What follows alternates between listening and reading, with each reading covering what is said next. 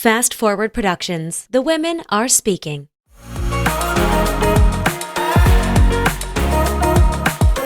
Welcome, Phia. I am literally so excited to have you on Becoming Obsessed because even before I started this podcast, I think I asked you to be a guest. And I was like, I just want this to be a collection of conversations with people I love talking to. And every time you and I get together, we have these I don't want to say profound, but they just feel so intimate and connected and real and vulnerable and also just exciting. And you're a person who's always had a hunger for life and a willingness to experience things without feeling like, oh, that's lame or I don't feel cool doing this. It's very much like, yeah, let's go do it and let's go just experience life.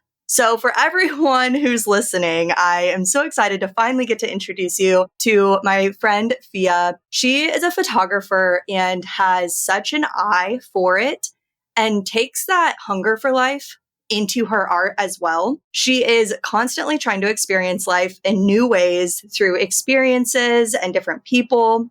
And she unwillingly moved to Omaha in 2019 after her mother died. And I'm really sorry about that, Phia, but I'm really grateful that we got you here in Omaha and that you have been able to really fall in love with what you call this arranged marriage with the city. She's lived out of a van. She knows what it's like to sacrifice comfort for experience. And she really has a passion for helping people connect. She's always bringing people together, which is fun to get to be a part of that. There's so much more I could say, but just welcome. Thank you for coming on the podcast. Something else that you all should know about Phia is she had a house that I referred to as a museum because you could hang out for hours and always find something new to look at.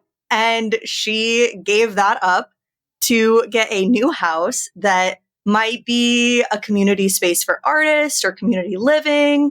We were just talking about this before we hit record, and you kind of said it's being written as it is coming together. So just tell me and everyone else a little bit more about what it is that you are working towards. I know there's not a clear vision necessarily, but just fill us in on what this dream is and what this house is in its current state. Yeah, I think I've always had an interesting relationship with living. I grew up in Southern California where it's very expensive. And so I assumed I would never own a house. And I was already looking at other countries to live in, not even other states. And I lived out of a van for several years to save money. And as I did that, I just fell in love with when I'd end up at a hostel or end up at a neighborhood where everybody kind of knew each other and I never knew where I would land. And I was actually on my way to Iceland before Omaha situation happened. And here I've tried different living arrangements and I loved my old house, but it was a house in the suburbs that was a little bit away. People came to it, but also it didn't feel like such in the way space for people to stop by. And I just wondered if I wanted to leave Omaha or what I wanted to do. And I found this space and it felt like all of those things inside of me that didn't really make sense of what I could do with a space or with my life or whatever made sense. And I think the space will continue to create itself, but I envision it being artist studios or communal living with artists that we all can share what we're working on and kind of help each other, focus. I've heard people with ADD, but I think it works for anyone, work well when they see other people working around them. So just sharing that energy, and whether that means helping make community meals so we don't have to cook every night, or if it's throwing gallery shows together and all of that. And as I've been sharing this idea, I have been hearing how much any city needs it, but Omaha needs it. They need that space, and they need that space to throw events and show their work and do all of that. And so I'm excited to see what it does as they put the work in and connect to even more people interested. Yeah. And I love that you are one of the people who is because we hear this all the time for people outside of Omaha. It's very much people are there's not things to do here, or Omaha doesn't have things. And if you're actually on the ground looking, Omaha has a ton to do,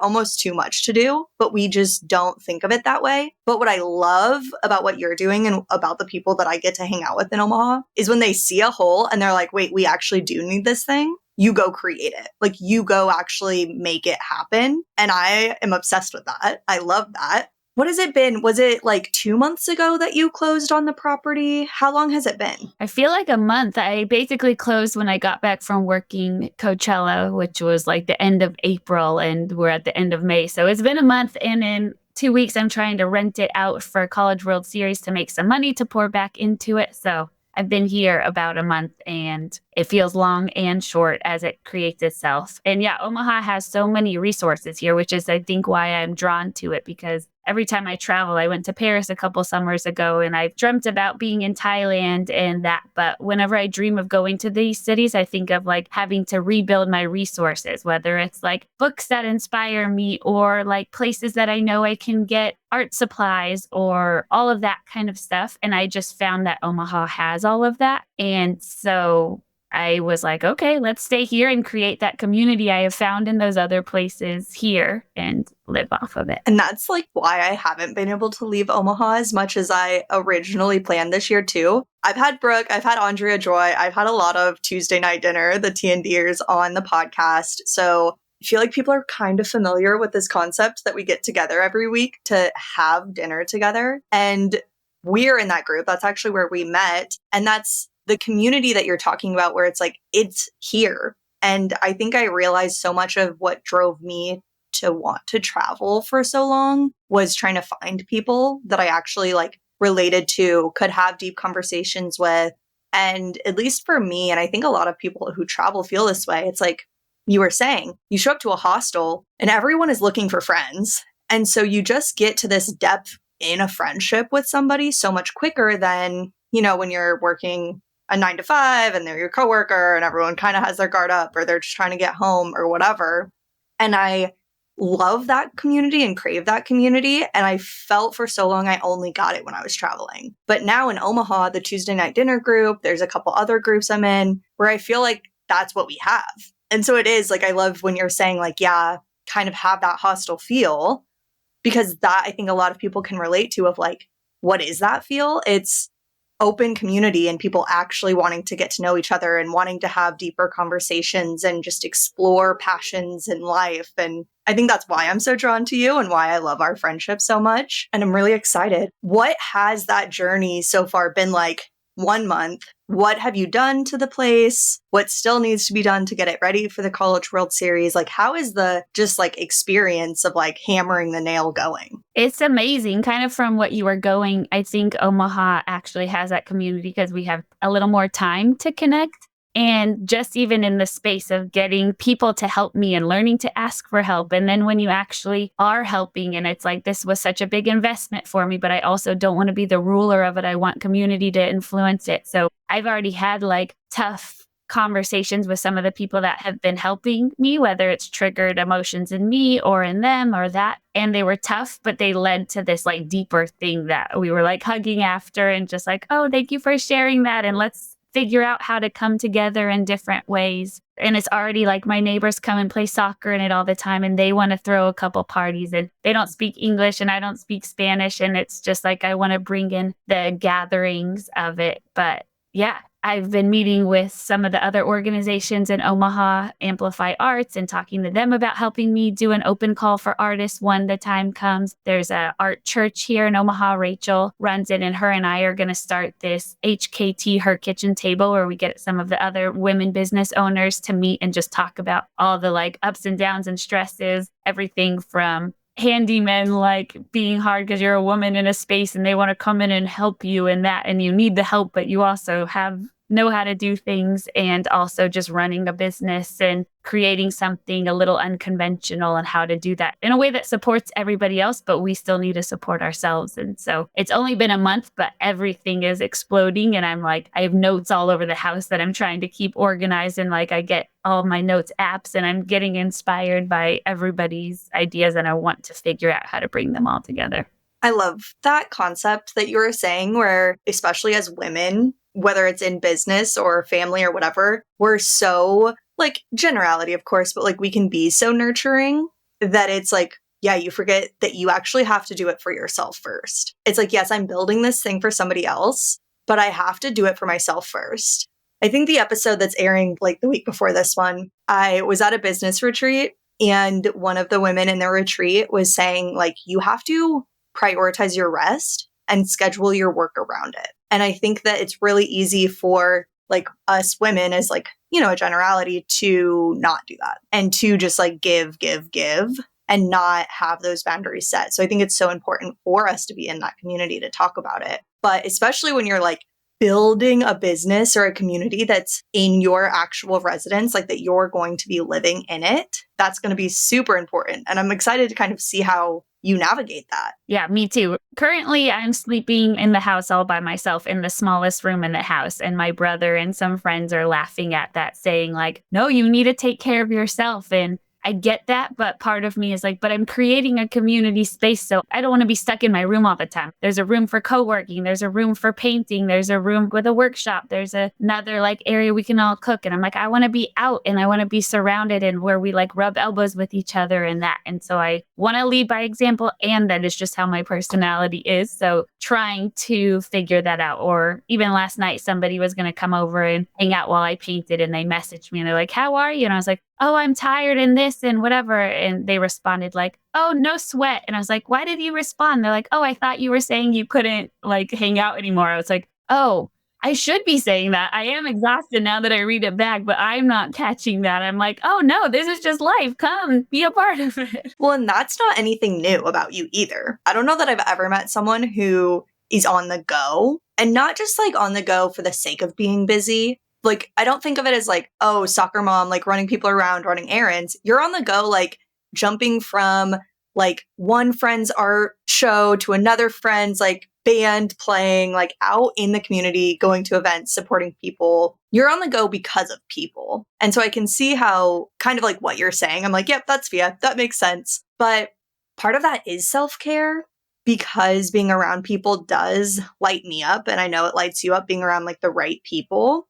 And it's interesting for us to try and figure out like, okay, so where is our line? Like, where do we need a rest instead of keep going? Like, it's not necessarily black and white ever. It's kind of like for me, I'm like, okay, I gotta go now. Like, I've hit my limit. But how do you see that? Because that's my perspective. But do you kind of feel like that is true for you too, where it is like being around people and then you hit a limit? Or like you said, you don't really see that limit. You're just like, go, go, go. As I become more self-aware, I notice it. But I did start like before I even found this house. I got to this point where I was like, wow, I'm pouring into this and this. And I've lived all these places. I have family friends in Iceland, in LA, around the East Coast, in Paris now and that. And I'm wanting to keep up. And then I have several groups in Omaha. And so sometimes I'm like, okay, I poured into this. And these people are like, I haven't seen you for a couple weeks. Then I pour into that. And then I just am like, oh.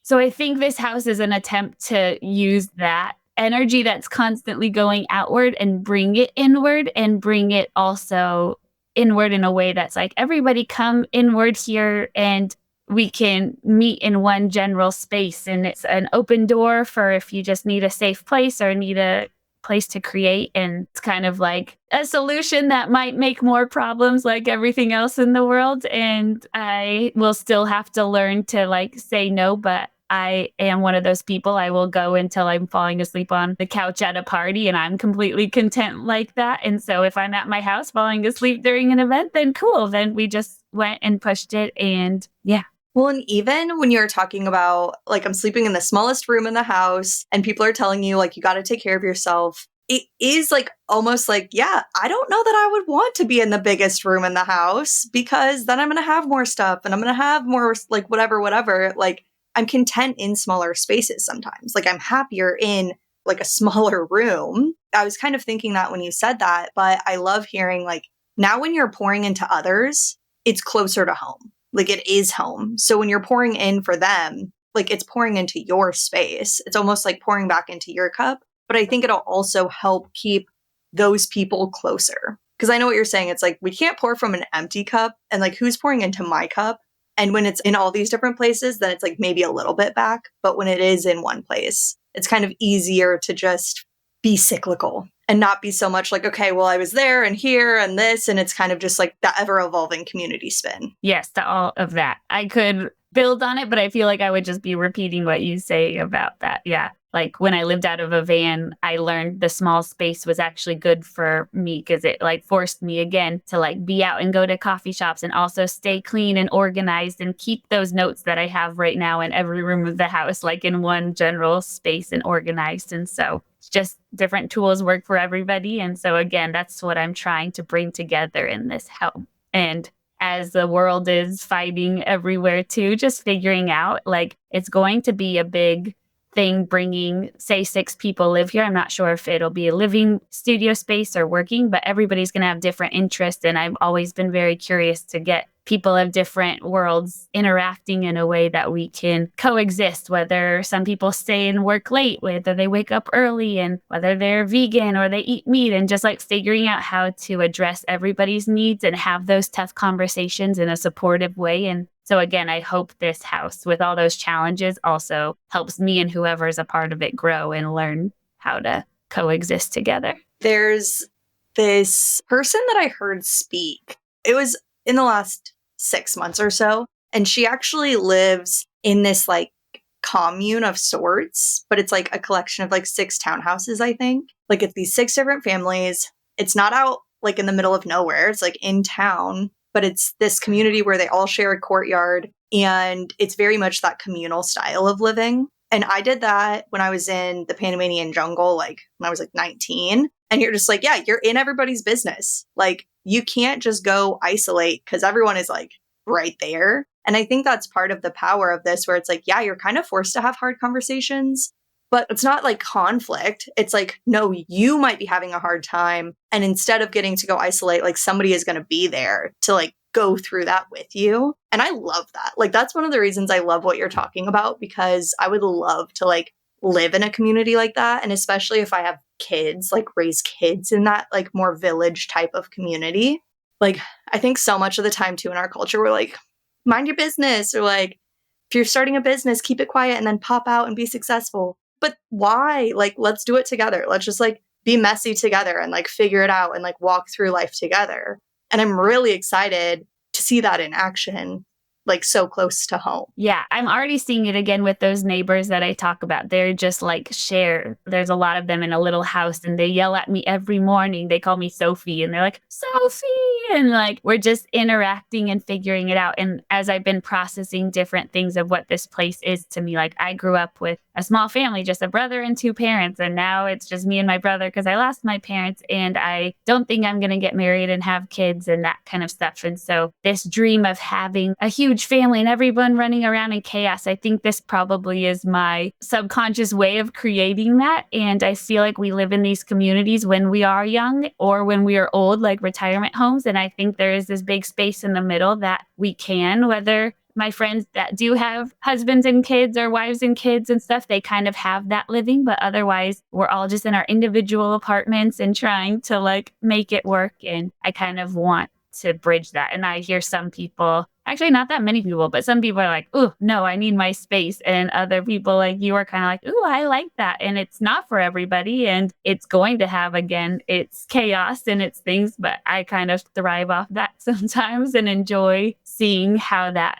it's like the whole iron sharpens iron and it's just up front in my face all the time. And it's like, cool, let's deal with it. And I've learned even that's just how Omaha is, coming from bigger cities and then coming here. Like you can't hide in Omaha, at least to me. It's a small city to me. And even the people that think they're hiding and they're not out and you don't see them anymore, everybody starts saying like, where have they been? Oh, they're either dating this someone or they're sick or they're like been introverted because this is going on. And we all know each other's business. And I go through days that I hate that and days where I like it. But I mean, we all want to be known and we all want to be loved. So let's just air it all and see what happens and what we create because of it and come together. And it strengthens relationships so much to be able to like air those things out and then like move on. But I know you've mentioned a couple times kind of like these tougher conversations that you've already had to have with people. Is there any of those that you like can share more details on? Or like, I just love to see that process of like, what are those things that are coming up and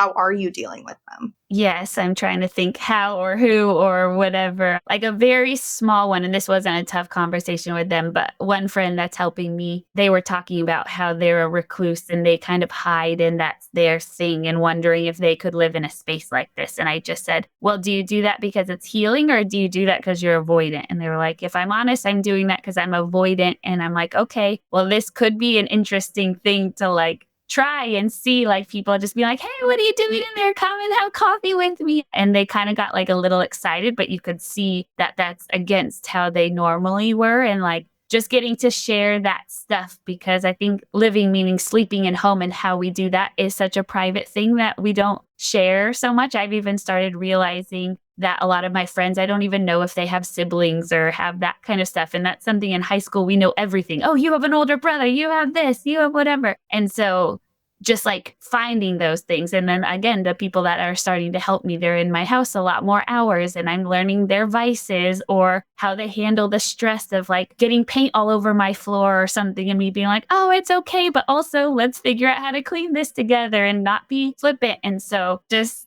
figuring out when building anything, I think we rub up against our insecurities and our strengths and that. And again, I have interacted in this community more by going to a complete event, going to a concert that a band has practiced, or going to an art thing where they're displaying their art. And I want to be in the whole process of it. I want to help the band figure out how to play with neighbors that might tell us we're too loud, or I want to help create the space, whether that means repaint walls in the house and do that and have somebody paint them and get mad and they're not right and redo it. And I want to be a part of the frustration thing and not just the final, like, this is me on Instagram kind of thing, but all of those steps that lead us into that. And so I didn't really answer any specifics, but I think that still says just like seeing the behind the scenes of everything. And it's not always pretty behind the scenes. It kind of gets messy before it gets clean. I think too, part of it is just like almost expecting the mess, right? Like I think so much of the time we get frustrated because we expect it to be perfect, or it's like, this is what I saw, like in my head, this is what I envisioned. And then it's not that way, or it takes longer.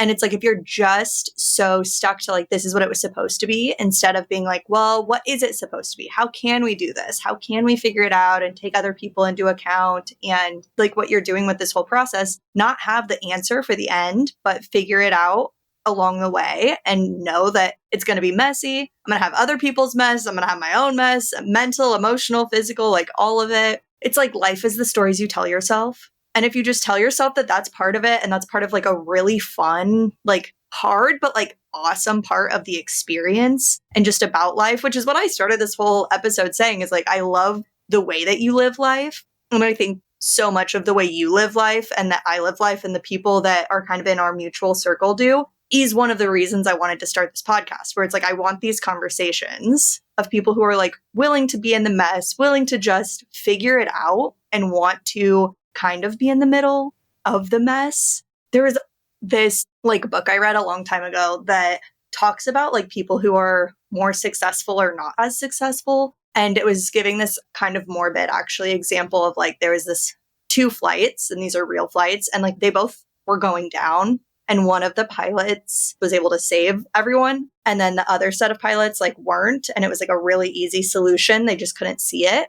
And I think that the point of that was if you are like working through different scenarios all the time, then you can see different things coming up. Like you're mentally prepared for things to go wrong. Like you're mentally prepared and then it doesn't throw you off your game because you're just like, yeah, it's not supposed to go right. It's not supposed to go my way. Like that's literally like my way is just like this thing I made up in my head that has like no, reality to it unless it happens.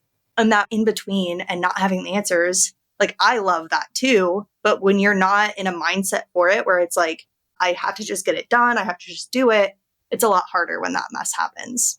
That's one of the things I also love. Like you enjoy the middle parts, like you enjoy the not knowing, you enjoy the figuring it out. And I think that's what's going to make this successful. Yeah, okay, like whatever that means, but like a really great experience for you and everyone who gets to be involved. Yeah, I agree. And I've been like the little voice that tries to make me insecure. I've been pretty good at like, hey, no, this is all fun and this is good of not having it all figured out. And I talked to someone that looks like they have it a little more figured out in Omaha or that. And they're like, well, what's it going to be? And part of me is like, oh, I don't know. And then the other part's like, I don't know. Let's see. What ideas do you have? And let's create it. And we said it a little bit before we hit record, but in life, I have planned all of these things, and I did not plan being in Omaha. I did not plan like whatever else. And those are some of the best surprises. And as I am getting older and I'm watching people's lives change course, whether it's divorce or whether it's moving because of a parent or whatever else, like I've learned it, but it's not always practiced, just that we don't have control. We all learned that during the pandemic. And so I think just like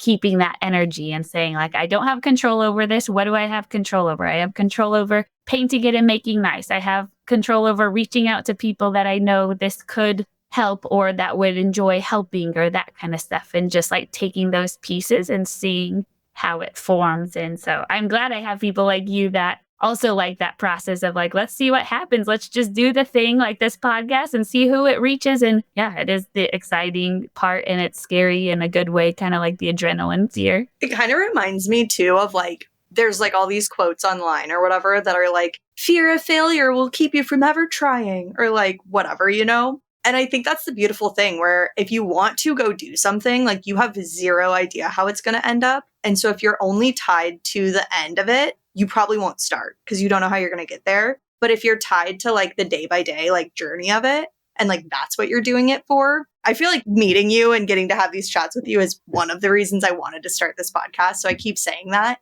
But it is because if you just want the Instagram version of your life, or like you said, the Instagram version of what this community space becomes, then you're not going to be like creating the life you want to live every single day along the way. You're going to be like, well, let me do this because it's going to get me where I want to be, instead of like, let me do this because this is going to be what needs to happen today, or like what feels right today. And then you're almost like always realigning to living a good life. Like if you're living a good life today, tomorrow, and the next day, you know, in 5 years, it's also going to be a good life, like whatever that means, right?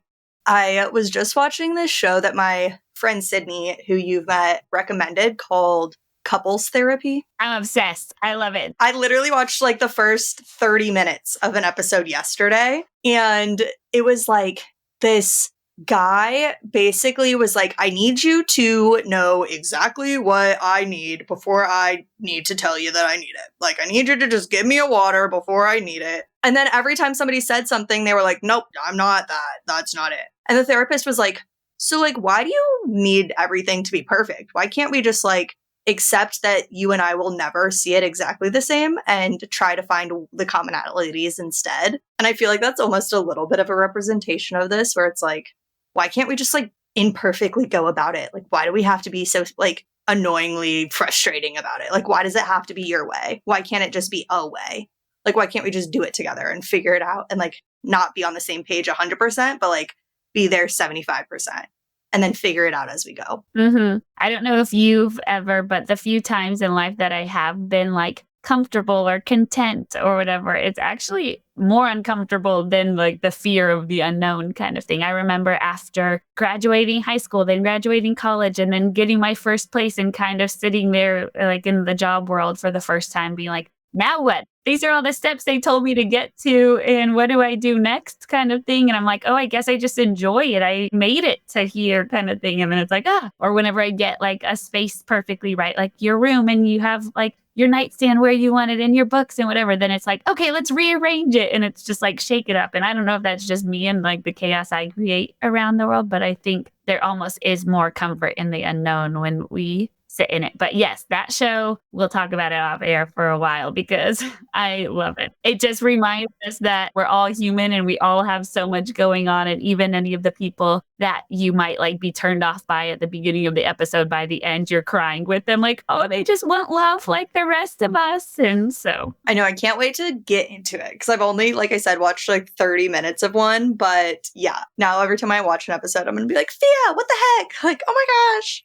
So you mentioned like just a minute ago, like kind of like doing the school, the getting the job or whatever. And I'm actually curious because I don't know this. When did you like become a photographer? Or like, was there like a career before kind of being a photographer? What does that look like for you? I hope this isn't too long. I'll try to say a faster version. My dad and uncle would sit us down at family like Thanksgivings and make us watch slideshows. And I would just love the sound of it and like the dust particles and the like light. And everybody else in my family would like jokingly, but not jokingly, like grunt and roll their eyes and want to get back to whatever else they were doing. And that was like my highlight. So I would always save up for a camera when I could. Every elective in high school, I took photography classes. In college, I was minoring in it because everybody told me that to keep it a hobby and this. And so I majored in physics and math. And as I was doing that is when like the wedding photography business kind of blew up and got like a little more like journalistic, artistic, and not just what we've seen before, very posed and kind of crunchy, I guess, of our parents. And I was like, this is how I could do it, because I wasn't really into supporting like the advertisement. I wasn't really into National Geographic and sitting in Nats for 20 hours to get the one shot of the gorilla. And I didn't know how to use it. So I was always like, oh, I'll listen to them.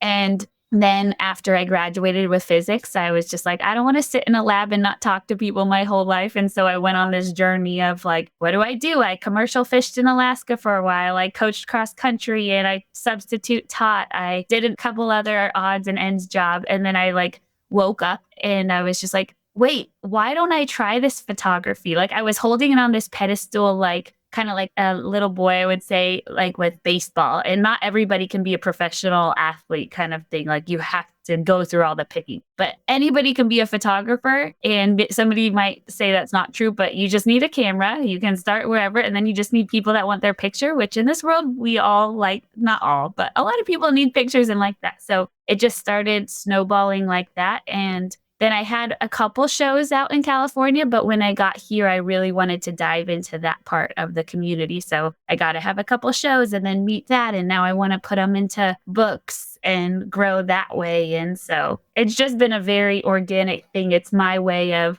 as cheesy as it might sound, like stopping and smelling the roses. Like when I take a photo of something, it helps me like pause and like notice it. And I've noticed even with friends I photographed, when I'm like editing them, I can like see all their freckles that I never noticed before and be like, oh my gosh, look at this person, and just like love things a little closer. And so, yeah, I had jobs before. I wouldn't say careers. And I've just kind of loved gig work because I love seeing it. And photography is gig work. And I get to be inside all these lives of, I've shot doctor conferences, I've shot weddings, I've shot parties that I shouldn't have access to. I've shot Hollywood films, like the behind the scenes and stuff. So I just love all the experiences I get to wiggle into with a camera. I love that so much. You said something like you get to love them a little bit closer. I'm like, put that on a website or a t-shirt, because that's great. I'll workshop it. I'll do that. Yeah.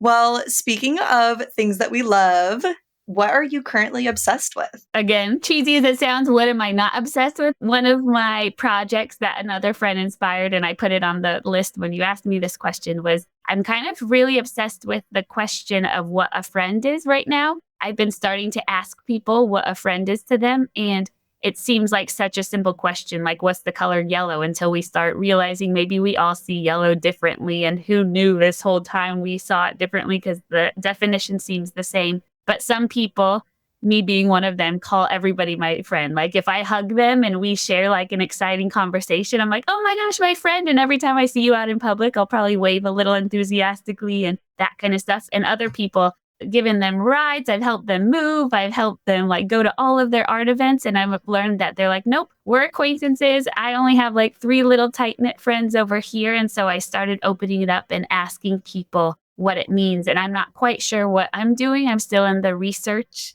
zone of it, but it's my new project that I'm diving into and learning a lot about myself and others and having conversations based off that. And so I'm kind of obsessed with that route right now. I feel like that is a great idea for a podcast. Like, what is a friend? And then everyone that comes on, you're like, ask them what a friend is. And then at the end of the episode, you're just like, so are we friends? I like that. I might be inspired. Thank you.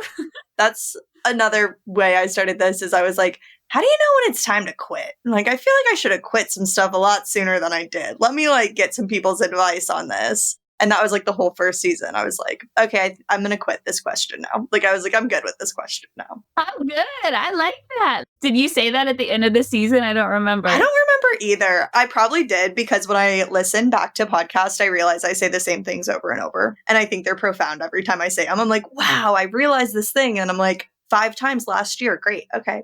Still learning, still figuring it out. I love that. I don't know if you read old journals or diaries. I picked some up right before buying this house, actually. And it was from 5 years ago when I moved here and all my life was chaotic. And I start sitting down I lost my parents. And what do I do? Existential crisis. And I'm like, I could have wrote this yesterday. How am I stuck on the same thing? And it's half of me is oh, good. That's my purpose in life. And I'm going to be stuck on this and keep it, whatever. And the other part's nope, we need to address this now. And I think, again, this is part of addressing that. Okay, this is what I want. I want community. I want to be in the thick of it. I want to whatever. And it can feel like we're stuck on a thing. But Nick said this to me actually a couple months ago when I was I just feel like I'm in the same work hole that I always built where I have too much work and not enough, whatever. And he was it's not the same hole. It's a different hole. You've learned from one and now you know how to address the next one. And I think that, reading old journals can feel that way. But at the same time, it's we're learning as we go. If we didn't learn it the first time, we couldn't build on it the second time. At least that's what I tell myself. There's a good poem about that. I can't quote it now, but you might have to put it in the show notes and I'll send it to you later. That's exactly that. And I love it. They worded it perfectly. We found the poem and it's so good. We had to read it. Autobiography in 5 chapters by Portia Nelson. 1. I walk down the street. There's a deep hole in the sidewalk. I fall in. I am lost. I am hopeless. It isn't my fault. It takes forever to find a way out. 2. I walk down the same street. There's a deep hole in the sidewalk. I pretend I don't see it. I fall in again. I can't believe I'm in the same place, but it isn't my fault. It still takes a long time to get out. 3. I walk down the same street. There's a deep hole in the sidewalk. I see it is there. I still fall in. It's a habit. My eyes are open. I know where I am. It is my fault. I get out immediately. 4. I walk down the same street. There's a deep hole in the sidewalk. I walk around it. 5. I walk down another street. Okay, back to your regular programming. I know we could literally talk for hours, but we'll wrap it up there. So, Phia, how can people connect with you, follow along with this community project, I guess is what I'll call it, that you're working on? I am creating a new website. My old website was old. It was only wedding photography. So this is going to have just my photography. I'm calling the house right now the Artist Commune, but spelling it phonetically. So it's kind of hard to spell if you don't hear it. So you can go to the website. Right now, it's just hereyouare.space. And I also am going to start updating things on Instagram, which is just @and_Ann. My first name is Ann. I go by Phia now. And so, those are 2 ways. And it's going to constantly be updating as you're hearing as I create what this is going to be. I love it. Well, thank you so much for coming on. I'm so excited we finally got to record together. Now, let's go get obsessed.